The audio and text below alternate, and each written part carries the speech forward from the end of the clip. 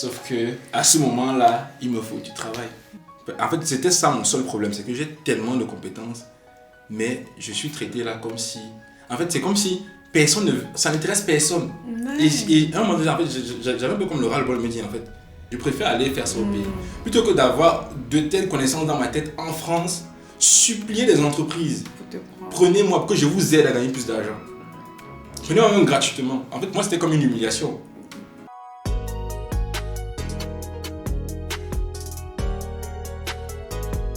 Bonjour à tous et bienvenue sur Résonance, votre podcast où on dit tout haut ce que chacun ressent tout bas. Aujourd'hui, nous avons le plaisir de recevoir Jacques qui va partager avec nous sa période de recherche d'emploi. Il nous racontera comment ça a été éprouvant, les montagnes russes émotionnelles qu'il a traversées et comment il a même eu l'envie de rentrer dans son pays d'origine au Cameroun. Pourquoi est-ce qu'on vous en parle? Tout simplement parce qu'au final, nous partageons tous les mêmes fardeaux et nourrissons les mêmes espoirs. Bonjour Jacques, bienvenue sur Résonance. Bonjour Florence, merci de m'accueillir. Merci à tes invités de bien vouloir m'écouter aujourd'hui. Avec plaisir. Alors Jacques, avant de commencer, j'ai un petit rituel pour toi. D'accord. Il s'agit de répondre à une question ou de compléter une phrase. Ok. Donc, tu préfères quoi? Compléter une phrase. Compléter une phrase. D'accord. Ouais. Elle dit ceci, la phrase: je me sens moins seule quand. Je dirais, je me sens moins seul quand je travaille et quand je fais un truc qui me drive, que j'aime. Quand je travaille, le temps s'arrête. Je suis à fond à l'intérieur. Donc... Voilà. Ça pour mais en tout cas, oui, très belle réponse. D'accord, merci. On va tout de suite commencer. Avant que n'arrive cette période durant laquelle tu vas galérer, entre guillemets, j'annonce un peu, je fais un peu un teasing. Les couleurs. Pour ta recherche d'emploi, est-ce que tu peux commencer déjà par nous dire un peu qui tu es, ce que tu as fait, comment est-ce que tu arrives à cette phase de ta vie où tu es en recherche d'emploi? Ok. Donc, moi, c'est Jacques Noqueux. Je suis un jeune étudiant, du moins j'étais étudiant à l'époque, arrivé en France, puis j'ai fait des études d'ingénieur. Et à ce moment-là, je sortais d'école. Il faut savoir que j'avais aussi beaucoup d'énergie, beaucoup de rêves, déterminé à faire de grandes choses, à prendre beaucoup de compétences, prendre beaucoup de valeur et rentrer créer de la valeur, contribuer à créer de la valeur dans mon pays. D'accord. Et donc là, j'ai fini. Ça correspond à la période où je sors d'école, d'examen, je finis mon alternance de fin d'études. Et là, du coup, je me lance. On est en quelle année? Dans la recherche. On est en fin 2020, début 2022. Voilà. Fin 2021, début 2022, ouais. D'accord. Et du coup, quand tu arrives à cette période où tu as fini, parce qu'on passe tous par là. Et généralement, j'ai déjà même entendu un ami qui disait, le plus compliqué, c'est cette transition où tu recherches un emploi. Une fois que tu l'as, l'emploi, là maintenant, tu peux souffler. Donc, dis-nous, qu'est-ce qui se passe concrètement pour toi quand tu es diplômé? Ok. Donc, déjà, il faut savoir que j'ai fait mon alternance de fin d'études dans le domaine du PLM. En gros, c'était ma spécialisation à l'école depuis très longtemps. Avant, j'étais passionné. Je suis toujours passionné par le bâtiment, les travaux publics, les infrastructures. Parce que pour PLM, moi, c'est quoi PLM, c'est pour Product Lifecycle Management. D'accord, pour ceux qui ne connaissent pas. Voilà. Et donc, étant passionné du domaine du bâtiment, j'étais dans une école où il n'y avait pas la branche génie civil que je cherchais. D'accord. Par contre, il y avait la branche génie mécanique. Et je me suis dit, ça se rapproche, génie civil, génie mécanique. Je commence le génie mécanique. Et après, je vois la spécialisation PLM. Et à l'intérieur, il y avait un mot qui a attiré mon attention, c'était BIM. Building Information Management. Du coup, quand je creuse un peu, puis on avait aussi un cours d'introduction là-dessus dans la formation. Et je vois que c'est un lien avec le BTP, la vie des bâtiments, etc. Et puis je me suis dit, c'est un moyen de retourner quand même dans le domaine de génie civil du bâtiment qui m'intéressait au départ. Donc je fais ça comme spécialisation. Puisque la majeure c'était PLM, j'ai une alternance dans le domaine du PLM. Mais je sais personnellement au fond de moi que quand je sors de là, je retourne dans le BIM. D'accord. Là, c'est pendant ton master. Pendant mon que tu choisis ton école d'ingénieur, que tu choisis cette spécialisation. Exactement. Donc, je l'ai prise, je vais en alternance, ça se passe très bien, j'aime beaucoup. Et aussi, pendant l'alternance, j'ai aussi su qu'en fait, c'était pas ça que je voulais faire. On était vraiment tout bénéfique, j'étais très content de mon expérience, de ce que j'ai fait. Je me suis dit, ok, J'ai vu, D'accord. mais ce n'est pas ça que je veux. Pourquoi? Qu'est-ce que tu as vu là-dedans qui t'a déplu? Mon quotidien, selon moi, ne me permettait pas, et bon, c'est aussi un peu quelque part le cas, mais beaucoup moins qu'avant. Je pensais que mon quotidien était trop éloigné de ce que j'ai passé mon temps à faire en génie mécanique. J'ai fait de l'étude de matériaux, calcul de structure, les températures thermodynamiques, physique, mathématiques. Mais au quotidien, j'étais sur un projet en mode agile. Oui. Et j'étais dans le cycle, en méthode agile, il y a des équipes, donc dans les équipes de production d'un logiciel qui devaient justement aider à faire des services, des fonctionnalités sur un projet d'ingénierie. Sauf que moi, mon quotidien, c'était du coup faire des lignes de code, m'assurer que ça marche bien, et non penser aux équations, aux forces, etc. Donc, tout de suite, je me suis dit non, je n'ai pas fait 5 ans de maths et de physique pour venir m'asseoir et faire ça. Donc, c'est quand même ça, je me suis dit, bon, il n'y a pas de souci, on ira dans le BIM. Parce que le BIM, je le découvre dans mon cours de PLM. Et quand j'ai vu que c'était une introduction, la philosophie est la même, exactement la même. Sauf que le bâtiment est particulier. Donc, il y a des compétences particulières qui vont derrière. Ça, c'est ce que je n'avais pas vu au départ.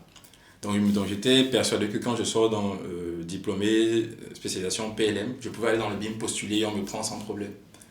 Tu vois, et quand je sors d'école d'ingénieur, je commence à postuler, ça ne passe pas. Je lis les offres d'emploi pour la première, alors que j'ai demandé à tout le monde de le faire. Si tu veux faire un truc, va sur Google, regarde les interviews, rassure-toi que l'image que je te fais du domaine, c'est la réalité de ce domaine-là. Check les offres d'emploi pour vraiment arrimer ton image mentale à ce qui se fait. Ça j'ai pas fait. Je l'ai fait. Quand j'ai fini, il me restait quoi, un mois presque, du coup je commence à faire voir les offres d'emploi, je dis ce qu'on demande et tout, je dis là peut-être ça sera un peu compliqué, peut-être sur 10 choses qu'on demande, j'en ai peut-être 3 ou 4, me dis bon, ça peut déjà, peut-être que ça voilà, va peut-être coller. que voilà, peut-être que ça peut coller, et puis de fil en aiguille, je creuse, je postule, et puis je me rends compte qu'en fait, il y a pas, en fait, parmi les gens qui font le BIM, il y a moi qui viens du génie mécanique, il y en a qui ont toujours été dans le bâtiment, et qui vont se spécialiser aussi dans ça.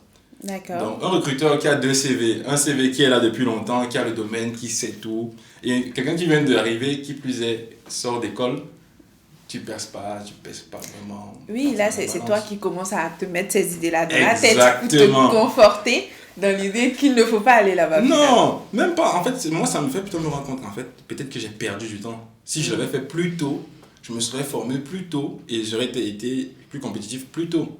C'est ce que je me disais à ce moment-là. D'accord. Mais il y avait aussi d'autres choses qui rentrent en jeu.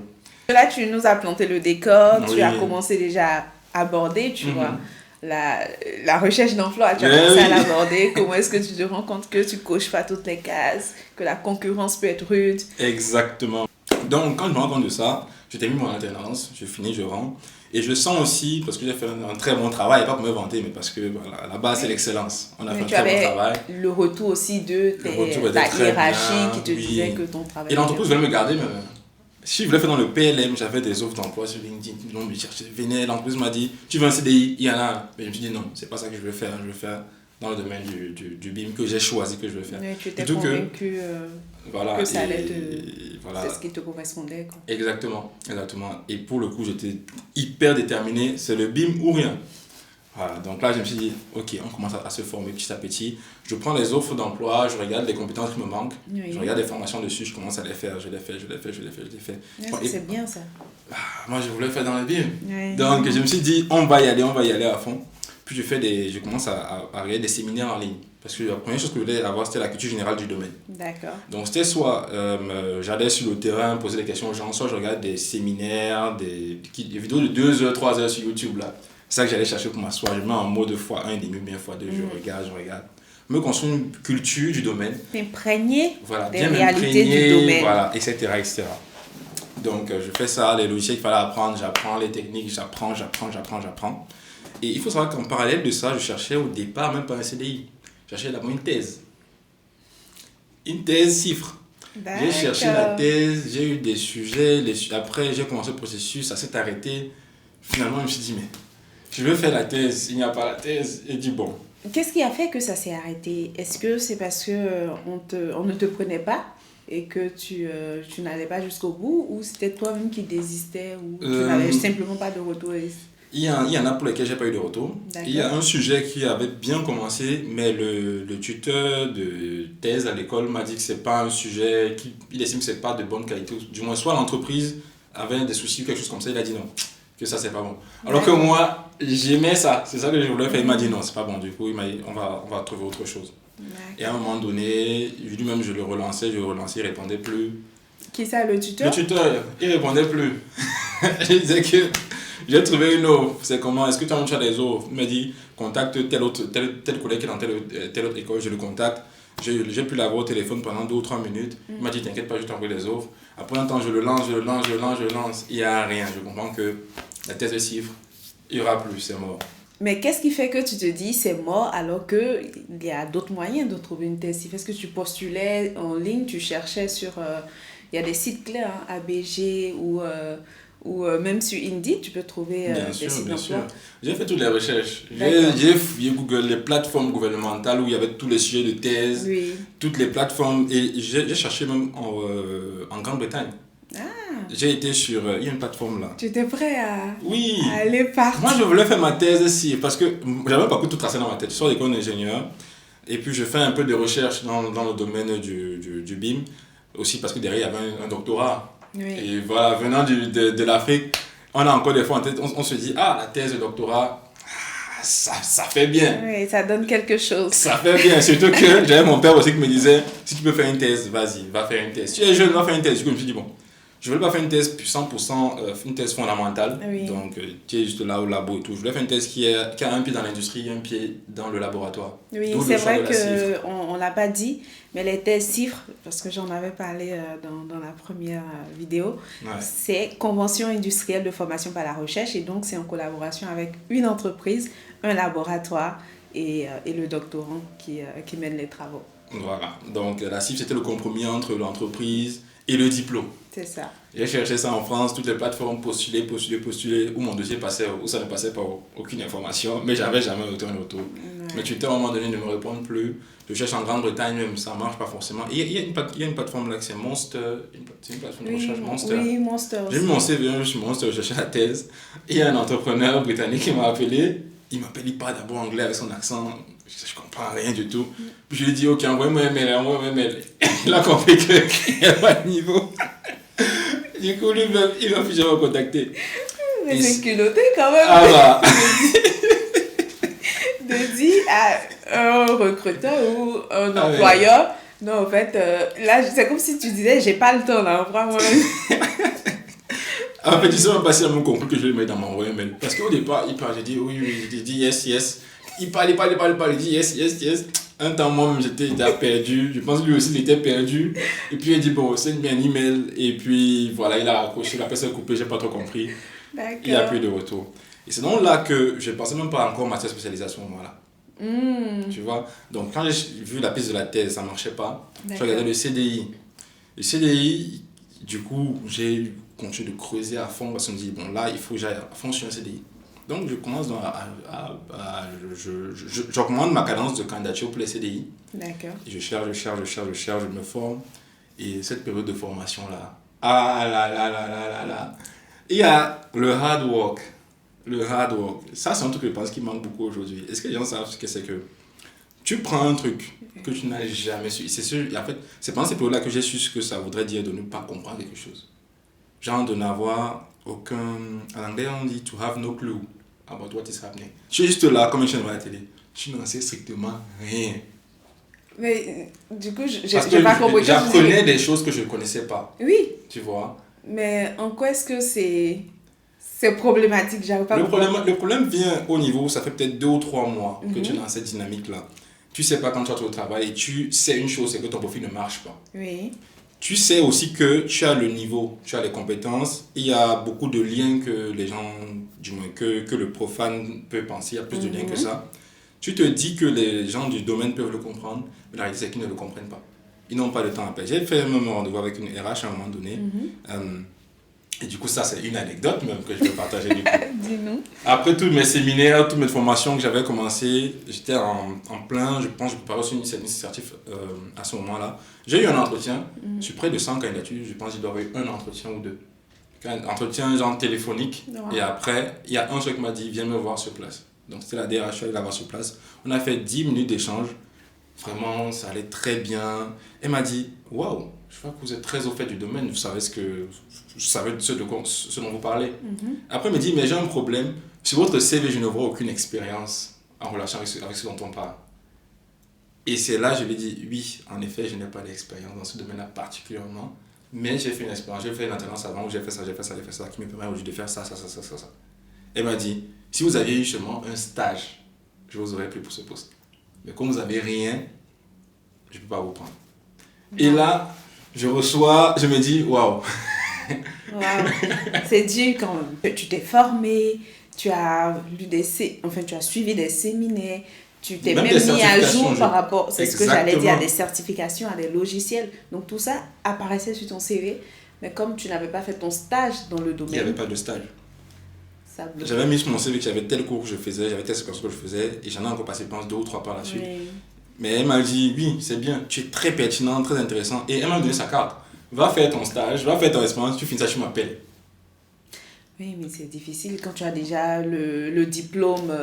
Exactement. On ne te prend pas en stage comme ça.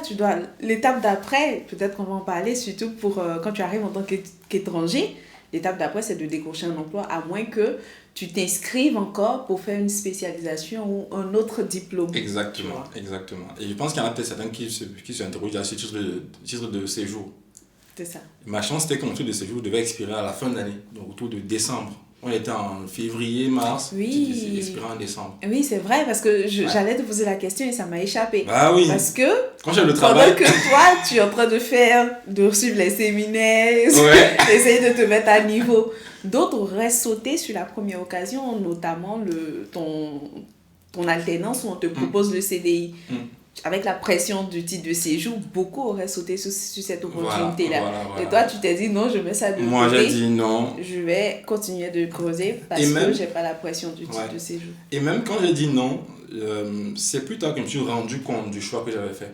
Parce que les gens me disaient à chaque fois, mais pourquoi tu ne rentres pas dans le BIM là où tu étais plus à l'aise? Moi, je me disais non, c'est pas ça que je veux faire. Dans le PLM? Dans le PLM, pardon. Je me suis dit non, c'est pas ça que je veux faire. En fait, moi, c'était seulement naturel, c'est pas ça que je veux faire, donc je fais pas. Mais à force, mais bon, je te spoil par la suite. Avançons. D'accord, dis-moi. Avançons.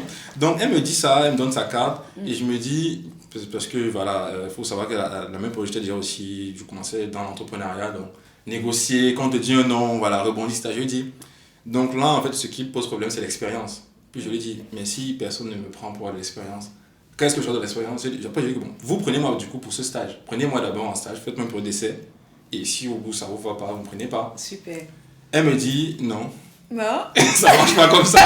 Non, mais c'est une belle manière aussi de rebondir. Bah oui, puisqu'elle me dit il me faut de l'expérience. Je dis justement, je cherche de l'expérience. J'ai postulé partout, j'ai pas eu de réponse. Vous m'avez appelé aujourd'hui. Ils vous dit qu'il me faut de l'expérience. Et je suis là devant vous pour avoir de l'expérience en fait. Je lui ai dit ça. Et elle me dit non, ça ne marche pas comme ça. Et je m'étais levé tôt pour aller, je pense que j'avais fait 1h30 ou bien 2h presque de route. De route? Oui. Là, on était en Île-de-France. En Île-de-France, en transport. Il y avait les transports étaient lents, il y avait des sujets et tout. J'avais dû contourner. J'allais à Grigny dans le 93. Et du coup, j'étais arrivé, j'avais marché même 20 minutes pour arriver à l'endroit en question. Donc, elle me dit ça. Et je suis content, mais en même temps, ça me renvoie un signal fort. Je suis content parce que ça voudrait dire que j'ai les pieds dans le domaine.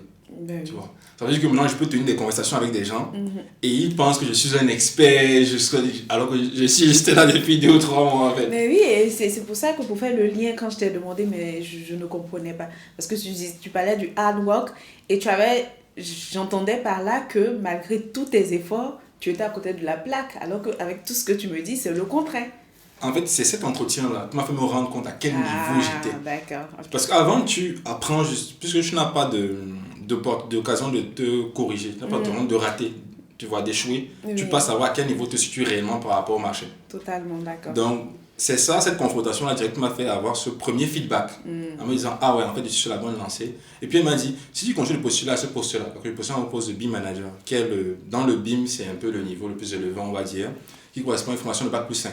Moi, j'étais Bac plus 5, j'étais convaincu que c'est ça qu'il me faut. Elle m'a dit, si tu postules toujours à ça, tu ne trouveras presque pas. Elle m'a dit ça, car tu ne trouveras pas. Je te conseille de postuler d'abord, de commencer en tant que modeleur. Modeleur, c'est Bac plus 2 par là.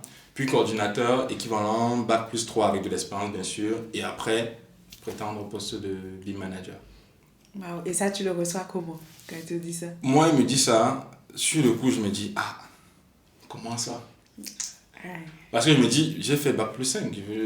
Voilà quoi. Après, il me dit, bon, dans la vie, il faut savoir faire ses classes. Donc quand je marche là sur le chemin, mes 2 heures pour rentrer à Londres, je réfléchis. Puis dès que j'arrive à la maison, je fais 3 CV.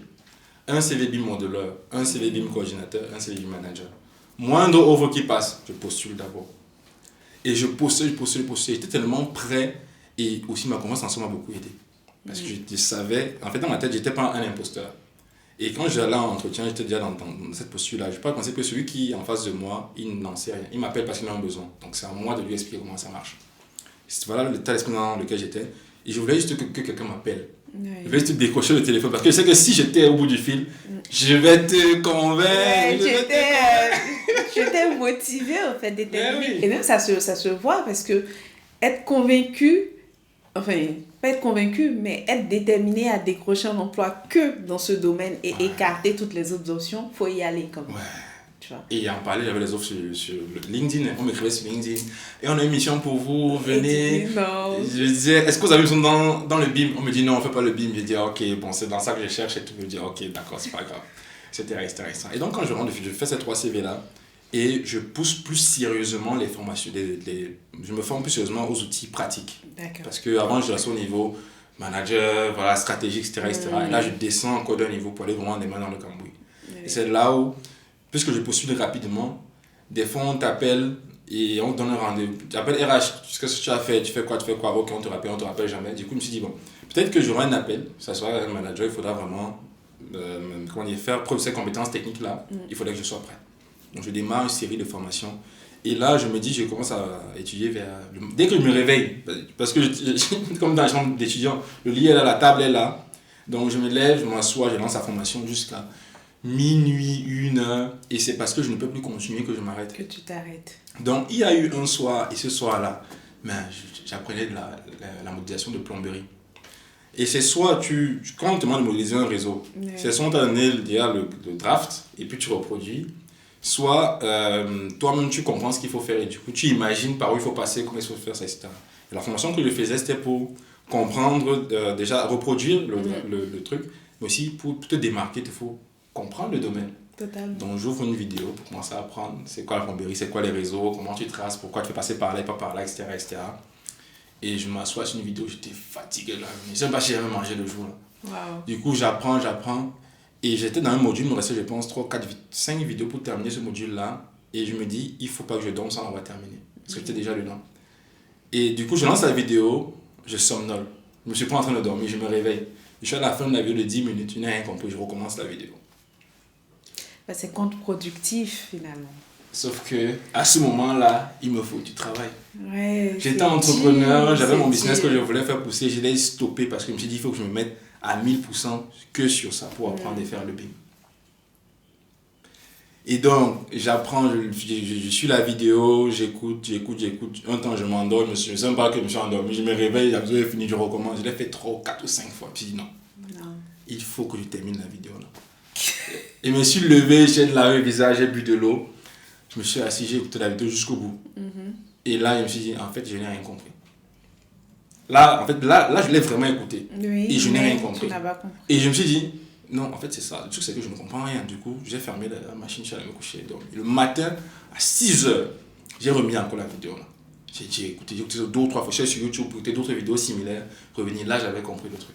Wow. Mais là, toutes les formations que tu suis, c'est sur quoi comme plateforme? Toujours sur YouTube ou tu as d'autres plateformes? En fait, j'avais YouTube, Coursera. J'ai suivi plein de trucs sur Coursera. Vraiment, les bases, j'étais sur Coursera pour faire des cours. Et aussi, des fois, avant, il y avait des certifs qui étaient gratuites. Oui. Celles qui étaient payantes, tu pouvais faire une demande de subvention, quelque chose comme ça. J'avais mon texte type. Je mettais un là vraiment, je suis un étudiant camerounais, passionné, j'ai pas assez d'argent, donnez-moi la formation, je vous promets que je vais aller travailler dans ça, je vais rentrer au pays. Mon texte là que j'ai envoyé à chaque fois, ça marchait. Aujourd'hui, je pense qu'ils le font un peu moins. Un peu moins, parce que je pense que la plupart des certifs, elles sont payantes. Maintenant, c'est très payant. Mais bon, donc je l'ai fait, j'ai pu avoir deux bonnes certifications. Là, tu sais, genre, quand tu es formé, quand tu termines, tu te dis, non, là, je suis formé. Là, je suis prêt aussi. Là, je suis prêt, je suis formé et tout. J'ai fait ça. Je voulais te dire, là, quand tu dors, tu te réveilles le matin, tu refais la formation, tu n'as toujours pas mangé. Non, quand je vais manger, heureusement il y avait une boulangerie en face. Parce que la veille, tu disais que tu as tellement travaillé que tu n'as même pas eu le temps de manger. Je travaille d'abord. Puisqu'il y a des voitures qui passent en bas, quand il y a de l'agitation dehors, tu ouvres la fenêtre, tu regardes, je descends, je m'en vais à la boulangerie, je prends une baguette, je remonte, je charge vite fait avec le chocolat, le beurre, je mange, je m'assois au travail. Ou bien je fais des pâtes. Parce qu'il faut savoir que quand l'argent n'est pas suffisant, il faut réduire ses envies. Ton envie doit correspondre à ton niveau. À ton portefeuille. J'avais mon lot de pâtes, de tomates, donc soit je faisais pâtes sauce tomate rapidement, et puis soit j'allais prendre du pain, puis je mange avec des pâtes. Voilà. Tu fais tout pour que tu sois un peu calé, quoi. C'est la vie d'étudiant, hein. Il faut. Pas tous les étudiants, mais la plupart de ceux qui galèrent. Je pouvais manger même des pâtes pendant 30 jours d'affilée. Et la merveille dans ça, c'est que les pâtes là, avaient un goût différent chaque jour. Parce qu'il faut être créatif, Une fois, tu commences avec les oignons d'abord, demain, tu commences avec la tomate d'abord, demain, tu mets d'abord les épices d'abord, donc tout ça dans l'huile. Et suivant comment tu commences, la fin est légèrement différente de la veille, tu vois. Donc... Non, mais c'est bien, là, on en rigole, mais c'est sûr que sur le moment, ça devait être difficile. Et c'est bien que tu arrives à rire aujourd'hui de cette période-là. Non, mais c'est ça. Et même quand j'ai terminé l'une des formations qui était la modélisation architecturale, j'étais tellement fier. J'étais en train de construire des maisons, dessiner des maisons, etc. Je m'en vais donc pour passer l'assertif officiel de la plateforme Autodesk. Ils ont un certificat qui font passer à 298 €. Je me souviens même du prix. Parce que quand j'ai payé ça, je me suis dit, ah là, vraiment, il faut que je la passe. Ce que j'ai passé sur Coursera, c'était la préparation à cet examen-là. Donc j'ai passé la préparation avec 90%, quelque chose comme ça. Après, pas que tu peux faire, je te paie. C'était des tests qui sont mis à disposition. Voilà. J'ai fait ça pour l'architecture, la structure. Après, j'ai attaqué la plomberie. Et là, je me suis dit, bon, maintenant je vais passer à l'assertif officiel. Peut-être parce que après, je me dis que peut-être que si je mets le logo de Autodesk sur mon CV, on va dire, ah, lui là, c'est un bon. Il est calé. Sinon, aller candidater. Je me suis préparé. Quand il faut composer, tu montes la caméra de là où tu es, etc. J'ai fait ça, tac, après j'ai échoué.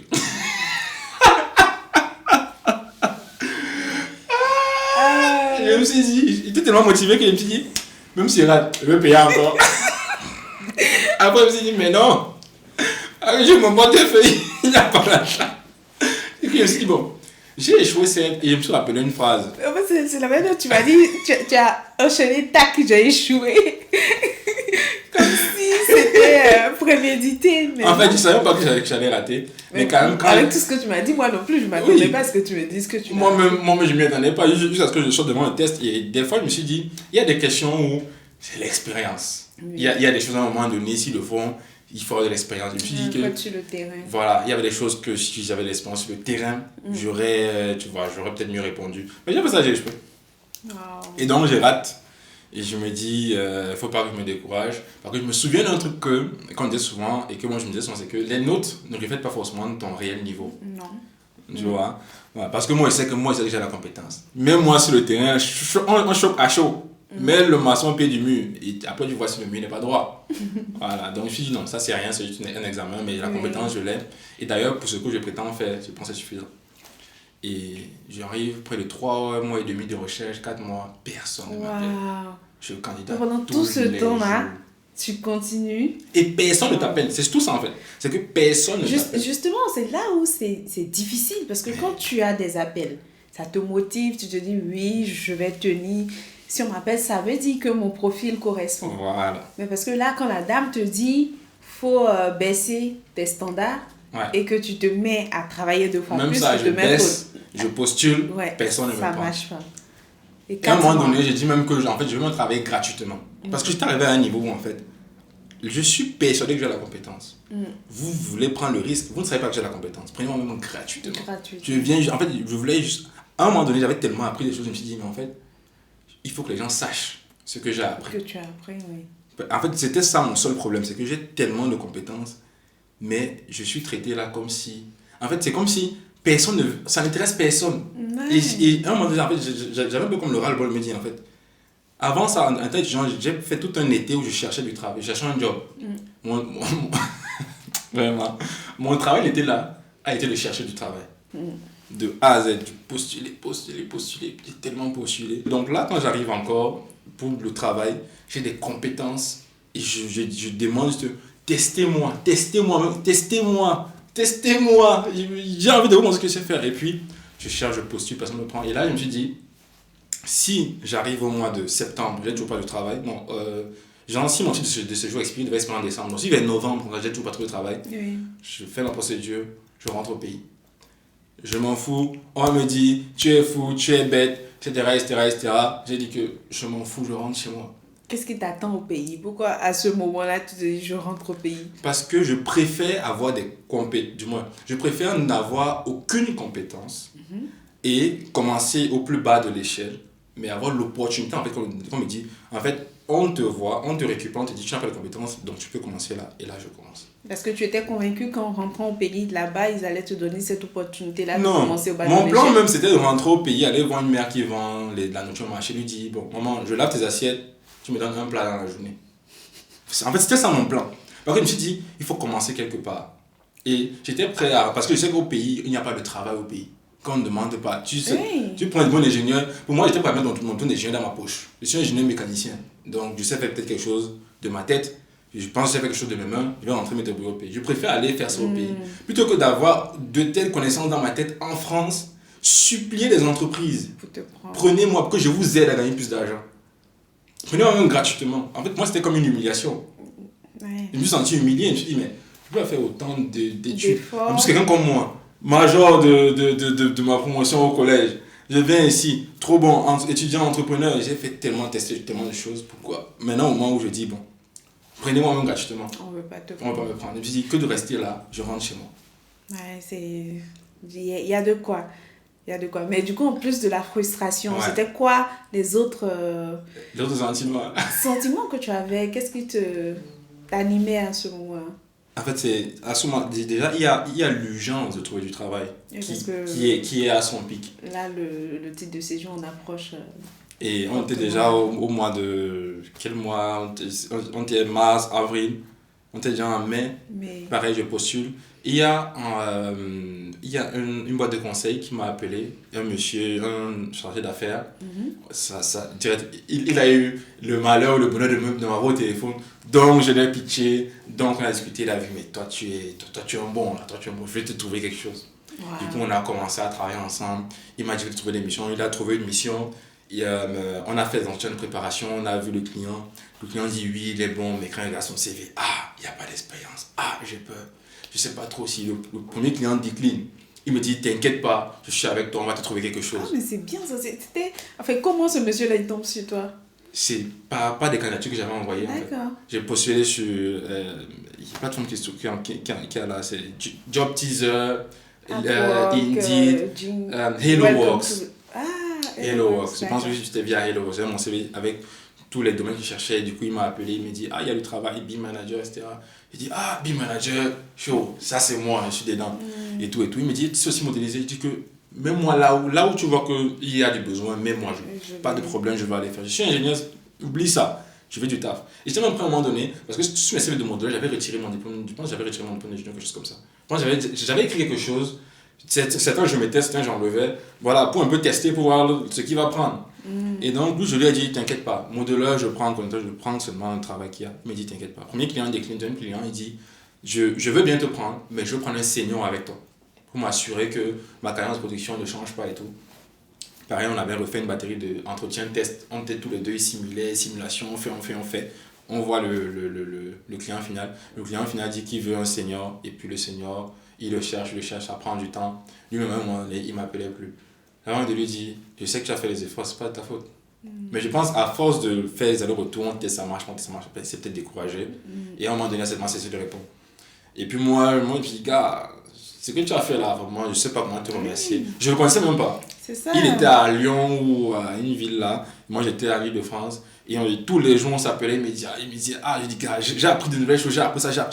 Je suis prêt, je suis chaud.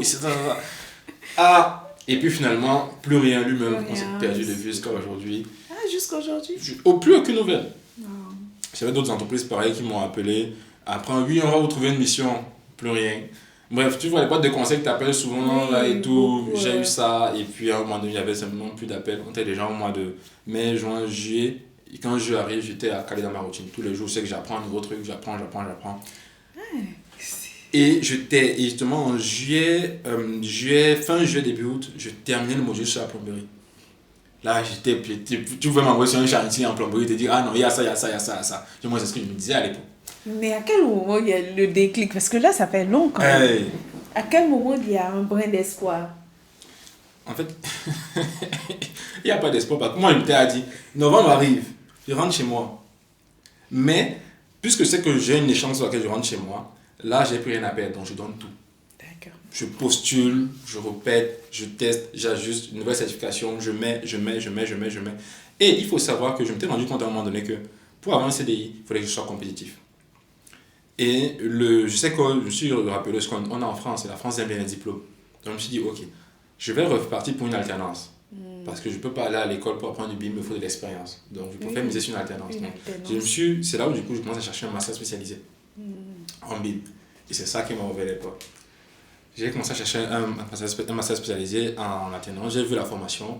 La formation, il demandait 2 ans d'expérience.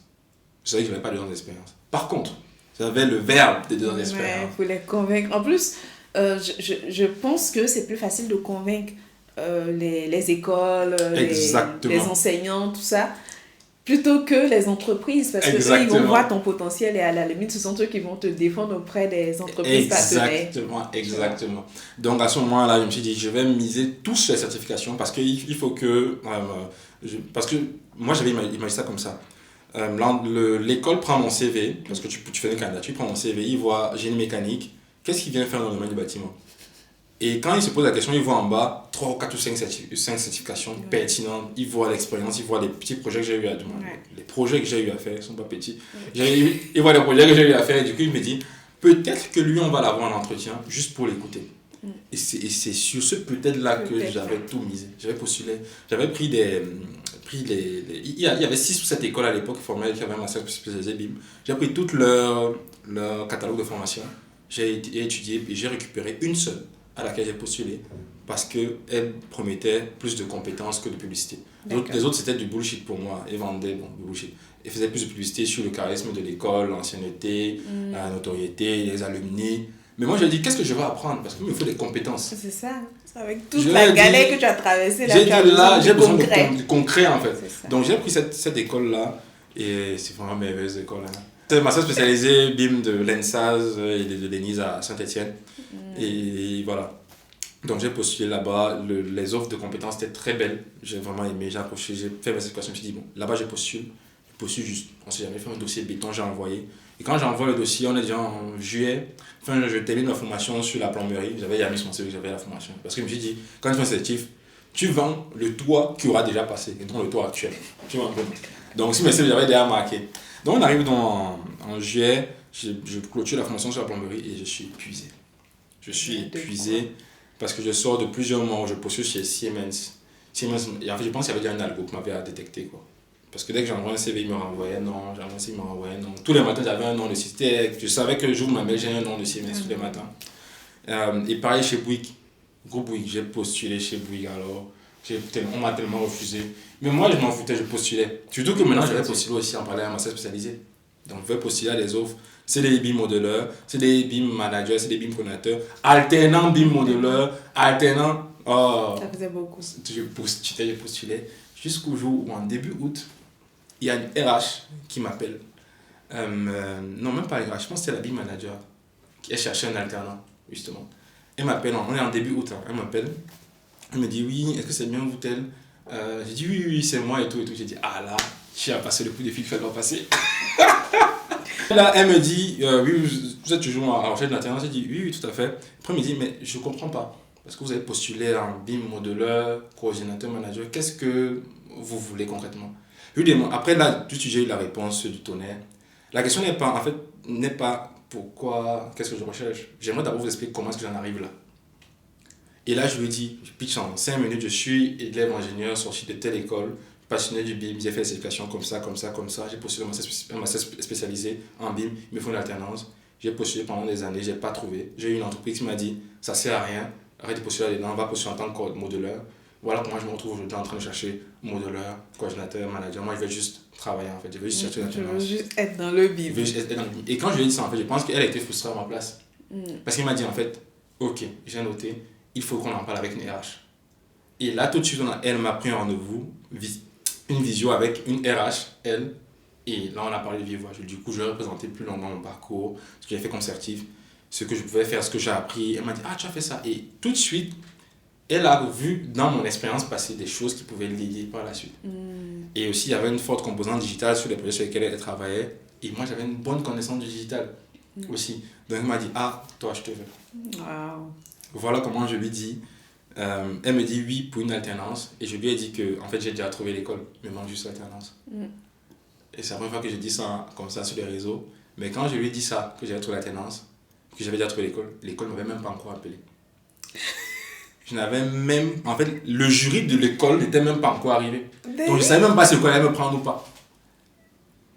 Mais dans ma tête, vu mon dossier, il n'y avait pas d'autre issue possible. C'était comme ça ou rien, en fait. Parce que mon titre était tellement bon que je n'ai... En fait, dans ma tête, j'avais une seule réalité. C'est que je postule, c'est la meilleure, je suis le meilleur.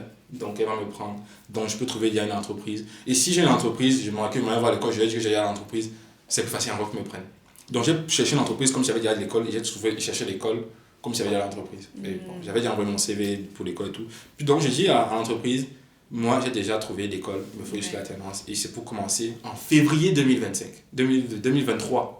Oui, on est en 2022. J'ai dit que l'alternance doit commencer en février 2023. Parce que ça correspond à la rentrée de l'école. J'avais tout calculé. Et après, je lui ai dit, mais je suis disponible dès maintenant, en fait. Alors, je dis que là, je peux déjà travailler. Et je lui demande, est-ce que c'est possible, s'il vous plaît, de me prendre, même gratuitement, même en essai, 1 mois, 2 mois avant, pour que je puisse au moins déjà m'acclimater avant que l'alternance ne commence. Il m'a dit, ok, je vais voir. Wow. Et 2 ou 3 semaines après, non, 1 semaine après, elle me répond, elle me dit, ok, il n'y a pas de souci, on t'a fait un CDD, tu commences en septembre. Un CDD? Un CDD, tu commences en septembre.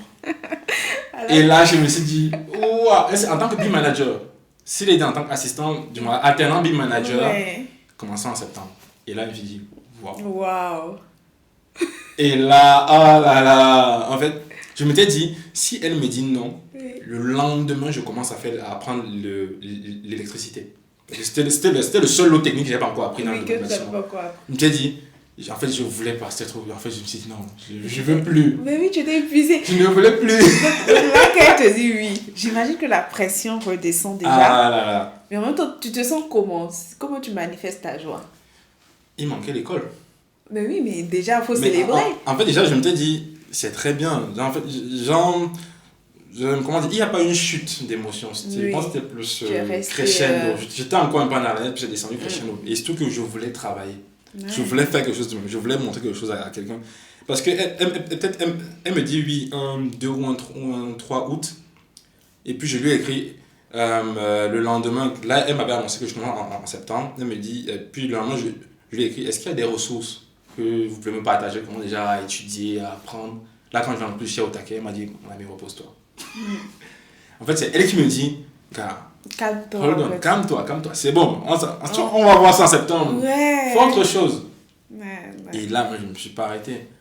Et je suis allé, je regardais l'histoire de l'entreprise, et c'est Bouygues qui me prend. Hein. Bouygues, où j'ai postulé pendant 6 mois presque, que des refus. Et c'est eux finalement qui m'ont pris pour montrer. Qui te prennent à travers la dame. Donc je me suis mis dans l'histoire de Bouygues, qu'est-ce qu'ils font, les projets.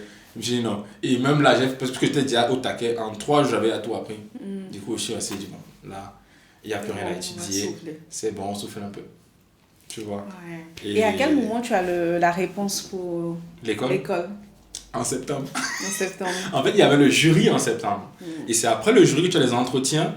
Du moins, parce que tu as d'abord l'examen des dossiers, on vous appelle pour un entretien et après la décision finale.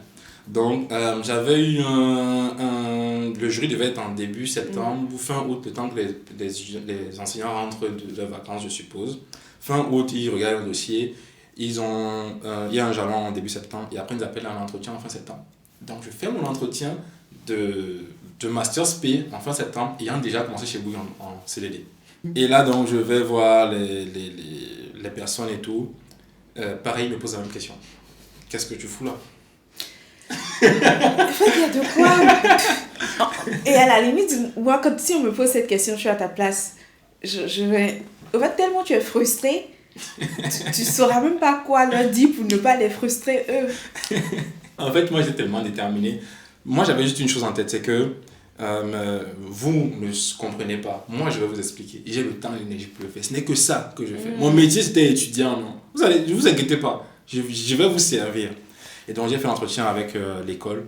Ça a très bien passé. Je pense que le monsieur, à un moment donné, il a été un peu surpris de voir autant de motivation, autant de certification et tout. Il me dit, je vois ton profil, qu'est-ce que tu fais là et tout et tout. Oui, c'est ça. Du coup, je lui parle, je lui explique mon parcours, je lui raconte, j'ai fait ci, j'ai fait ça, j'ai fait ci, j'ai fait ça, j'ai postulé, j'ai même déjà trouvé une entreprise. Il me faut juste une école. Après il me dit d'accord, il prend l'autre, etc. Et quand on a fini, tu sais, il y a un moment, il y a un petit échange, quand le courant passe, toi-même tu sais que là c'est bon. Où on a fini le truc, je savais comment on avait fait. Je savais déjà. Et donc, quelques jours avant cette interview-là, il y a, parce que en entreprise, j'allais remplacer un alternant. Un alternant qu'elle avait et qui partait. Donc c'est lui que j'allais remplacer. Et du coup, on discute, on parle de BIM. Et dans nos échanges, il me rend très vite qu'il y a des choses que j'ai à apprendre. Parce que lui, il est déjà dans ça, il y a des choses que j'ai à apprendre. Mais bon, si tu tournes un peu, en fait, j'ai de la matière. Donc je tiens des discussions, on parle des choses, je dis c'est bien, et tout. Il me dit, moi-même, je suis quelqu'un. Hein. Et donc, en fait, c'est un autre feedback qui te dit, en fait, le temps que tu as passé à te former, ça a servi, ça a payé. Ça a servi, ça a payé. Et non seulement, j'étais un profil hyper intéressant parce que j'avais les compétences de leur domaine, mais j'avais aussi et surtout les compétences d'un autre domaine, d'un point de vue en dehors. Donc, ce que j'apportais comme énergie était totalement nouvel et différent. Donc là, il me demande, tu es alternant? Je dis, bah oui, j'ai postulé un master spécialisé. Il me dit, lequel? Il faisait celui de Paris. Je lui dis, j'ai postulé à celui-là. Il me dit, c'est bien, tu as postulé à quel autre master? Et c'est là que je me suis rendu compte que j'avais postulé à ce master. En fait, ça m'a jamais choqué. Mais c'est quand même ça, en fait. Et si on te prend pas, qu'est-ce que tu fais? C'est là que je me suis... En fait, je me suis dit, mince. J'avais jamais réfléchi à l'autre côté en me disant, on peut ne pas te prendre, en fait. Et je me suis dit... Et à ce moment-là, les inscriptions sont passées, tu peux pas faire un dossier vite fait et envoyer. C'est risqué. Je me suis dit, bon... Je sais qu'on va me prendre. Bon. Je me suis dit, on va me prendre, ça va. On va me prendre. Et donc là, j'ai fait l'entretien, c'est bien passé, il me dit, non. Posé, c'est plié, entreprise et tout. Et j'étais hyper content parce que j'avais mon CDD, j'avais mes 1 an et demi d'alternance, ça me faisait 2 ans. 2 ans. Où en fait, ça me faisait cette fameuse expérience qui m'avait manqué sur un CV quelques mois plus tôt. Oui. Tu vois. Bravo pour ton parcours. C'est ça. C'est une très belle masterclass, une leçon pour toutes ces personnes qui sont en recherche d'emploi. Bah oui, j'ai mon ami Guy qui me dit à chaque fois, est-ce que tu as écrit le livre? Il me dit qu'il faut que tu fasses un livre là-dessus, il faut que tu écrives. Oui, parce que c'est vraiment une preuve de détermination. Quand on dit qu'il faut être déterminé, il ne faut pas lâcher, il faut faire ci. Tu as tout tenté. Oui. Postuler comme un acharné. Pour le coup, j'ai tout tenté. Ouais. Et non, en fait, vraiment, parce que je m'assieds, je me dis à chaque fois, j'ai fait ça. Qu'est-ce qu'il y a à faire que je n'ai pas fait? Parce que chaque fois, je me disais, et c'est même ça qui fait en sorte que je voulais à tout prix terminer la fameuse vidéo et toutes les autres vidéos qui ont suivi tous les soirs. Parce que je me disais, peut-être que demain, on va m'appeler pour m'interroger sur le truc là que tu n'as pas regardé. Et ce serait dommage si j'ai une opportunité et je ne suis pas prêt. Wow. Et c'était mon cauchemar. Ça me hantait de me dire, on m'a appelé pour un truc sur lequel j'en sais rien. En fait, je ne voulais même pas que ça arrive. Donc, j'apprenais vite tout le temps. Ouais. Parce que j'étais... Et c'est là que je dis que si je ne trouvais rien, j'allais rentrer au pays. On me dit pourquoi? Je dis que pour moi, j'ai tout fait. Oui, parce que tu as tout donné, tu vois. Tu as tout donné. Je ne sais pas si à ta place, j'aurais fait pareil. Dire non, c'est bon, je vais rentrer. Mais tu vois, cette détermination, cette volonté que tu avais de dire, c'est ça que je veux et je vais tout faire pour l'avoir. Ça, franchement, j'adore. On a tous écouté ton histoire. Il y a énormément de leçons qu'on peut en tirer. Mais si tu devais passer un message à toutes ces personnes qui sont dans cette phase de recherche d'emploi, qu'est-ce que tu leur dirais? Donc, à vous tous qui êtes en phase de recherche d'emploi actuellement, je vous dirais surtout que le plus difficile et le plus important, c'est ce qu'il y a là dans votre tête. C'est votre vision d'esprit. Parce que si j'ai pu faire tout ce que j'ai fait jusqu'à aujourd'hui, c'est parce que j'étais déterminé. C'est parce que j'avais un état d'esprit, une estime de soi, une confiance en moi et à mes compétences qui me permettaient d'avoir l'assurance que j'avais et de pouvoir mettre les pieds dans le plat et y aller vraiment jusqu'au bout 100%.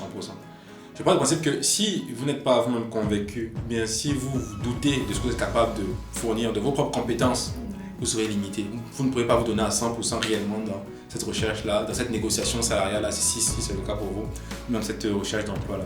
La première chose, c'est de marquer un temps, se demander qu'est-ce que je veux et être sûr et certain que c'est ce que vous voulez. Très important. Et surtout vous convaincre que c'est ce que vous valez. Parce qu'il ne faut pas douter à ce moment-là. Si vous doutez, alors ça déteint dans votre façon de parler, la façon de vous présenter, la façon de postuler, la façon avec laquelle vous négociez votre salaire, etc. etc. Donc, pour moi, c'est la première chose, c'est le plus compliqué. Quand tu as traversé cette barrière mentale-là, de dire, ça, c'est parce que du moins que peut-être j'ai pas les compétences, je ne suis pas assez bien, etc. Quand tu as traversé ça, ton discours change. Même ta posture, quand tu arrives devant le recruteur, ça change. C'est ça que je dis à chaque fois que faites pas l'erreur de passer un coup de fil. Non, mais c'est important d'en être conscient et de se donner les moyens pour combler le gap. Oui, tu vois. oui. Parce qu'on ne dit pas que personne ne doute, mais quand il t'arrive de douter, c'est qu'il y a quelque chose que tu n'as pas. Oui. Et donc, comme toi, il faut se donner les moyens. S'il faut charbonner, dormir à 2 heures du matin, tu travailles pour te mettre au niveau. Et ensuite, quand tu décroches le coup de fil, mais oui. Quand tu rends compte de ce que tu veux, tu regardes le gap qu'il y a entre ce que tu veux et le toi de maintenant. Tu regardes ce qu'il manque, tu donnes les moyens pour ça. Et même s'il arrive que tu dois bifurquer, changer de chemin, il faut en avoir conscience et être surtout prêt à le faire, pour que ça coûte. Merci en tout cas. Ce serait dommage de partir sans te demander aujourd'hui qu'est-ce que tu fais, où est-ce que tu en es. Peut-être brièvement, voilà, qu'on sache après avoir galéré, après avoir décroché ton alternance, ton master. Qu'est-ce que tu fais aujourd'hui à l'instant T, tu es qui et puis où est-ce que tu en es? Donc, j'ai eu raison de faire ce master spécialisé. J'ai eu raison de le faire, j'ai eu raison de faire les 2 ans d'expérience, de l'alternance, de CDD aussi mélangé. Et aujourd'hui, je suis BIM manager dans une grande entreprise pharmaceutique, une boîte internationale. Et je suis BIM manager pour le site basé en France. Super. Voilà, donc ça fait un bon nombre de personnes, bon nombre de projets sur lesquels je travaille. Beaucoup de projets en cours de conception, déjà en cours, qui vont se terminer. Et c'est moi un peu qui ai la charge de faire une stratégie qui va bien, de l'implémenter ça pour le site, pour la partie France. Et de faire le lien avec la partie internationale. Bravo. Donc, bravo. Franchement, très impressionnant ton parcours et surtout ta détermination et félicitations en tout cas. Merci pour tout ça. Tu le mérites amplement. Tu le mérites. On a charbonné. Hein. Ouais. Mais on ne va pas te laisser partir comme ça. De même qu'on a fait un rituel en début, on a un rituel de fin. Ok. Et je vais te le montrer. Il s'agit d'un petit mot. D'accord. Que l'invité avant toi t'a laissé. Ah oui. Oui, je vais te le lire. Ah, pour le coup, là, toi, tu n'as que des questions. Qui étais-tu hier? Qui es-tu aujourd'hui? Et qui seras-tu demain? La personne de faire la philosophie. Vas-y, dis-nous. Bon. Je dirais... Hier, quand je regarde mon parcours, parce que j'essaie de répondre à la lumière de ce parcours-là aussi, de prendre un peu du recul, et je me dis, je deviens de plus en plus moi-même, je deviens de plus en plus qui je suis, parce que la dynamique dans laquelle je suis aujourd'hui, elle puise ses racines, et quelque part, je peux dire que je suis déjà un peu dans celle-là depuis, même avant cette période de ma vie que je viens de partager avec vous aujourd'hui.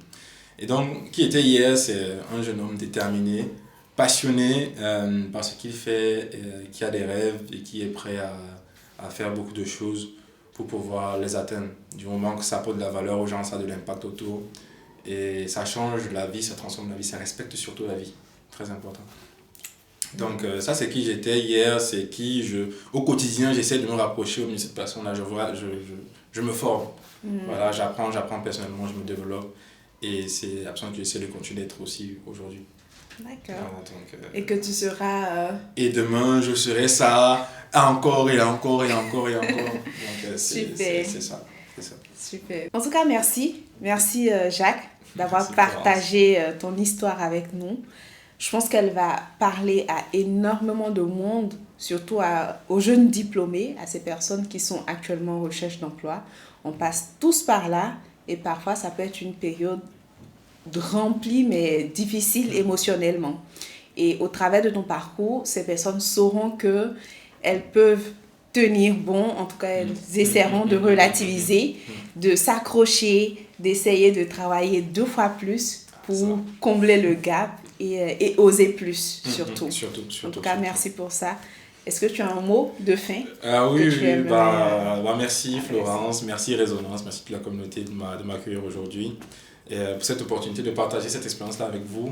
C'est la première fois que je le fais, étant filmé et tout, donc c'est très bien et merci pour cette occasion-là. Je profite aussi pour remercier toutes les personnes qui m'entouraient pendant que je traversais cette période-là, avec qui j'ai cheminé, on échangeait, pas mal qui prenaient des nouvelles, qui demandaient « Ah, tu en es où? Que ça a donné » etc.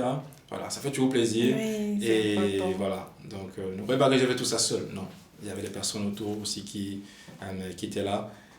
Mais ça reste aussi quelque chose que quand tu le vis, c'est assez éprouvant, ça travaille. Et ensemble, on y arrive. Donc merci et force à tous ceux qui nous suivent et force à vous dans les épreuves que vous traversez aussi. Super. En tout cas, merci à vous. Merci de nous avoir suivis jusqu'à la fin. N'hésitez pas à laisser des mots de félicitations, pas seulement d'encouragement, parce qu'il a traversé cette période-là. Donc, le moment est venu peut-être de le féliciter, de lui montrer que son parcours n'est pas négligeable. Donc, laissez-lui des commentaires, il vous lira. Partagez C'est ça. Aussi, partagez le podcast avec des personnes de votre entourage.